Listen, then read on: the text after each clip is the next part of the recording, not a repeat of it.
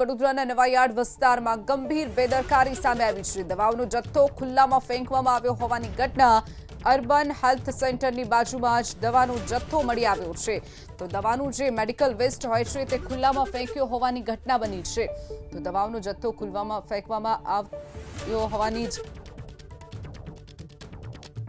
Nawayard urban health centre બહાર દવા પડી હોવાનો મામલો હતો ને खूब मोटी संख्या में दवा तो पड़ी है। एक्सपायरी शू है यानी अभी 6 महीने बाकी है 2026 ની છે। ओ हाँ એટલે આની પર પરેશભાઈ બતાવો। હા ઓકે 2026 10મો મહિનો છે। કેટલી મોટી માત્રામાં પડી છે દવાઓ? હા પાછળ છે સાહેબ ખૂબ મોટી માત્રામાં સાહેબ 3 જગ્યાએ તો સળગાઈ દીધી દવા।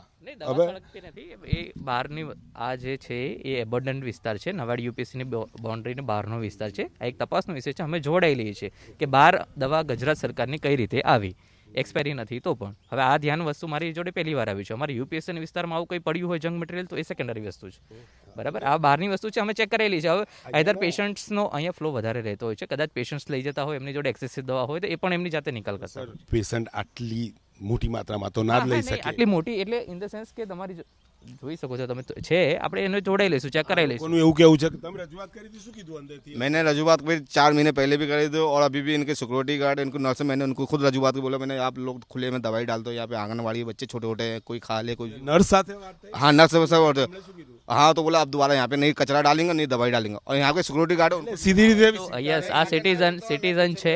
આ મને પહેલી વાર મળ્યા છે, મારા ધ્યાન પર આ વસ્તુ પહેલી વાર આવી છે। હું એમને મારા સેન્ટર પર લઈ જાઉં છું, ત્યાં મારા સેન્ટરમાં કોને મળ્યા છે એનો પણ હું તપાસ કરું છું અને એની પર જે કે નિકાલ થતો હોય હું કરી દઉં છું।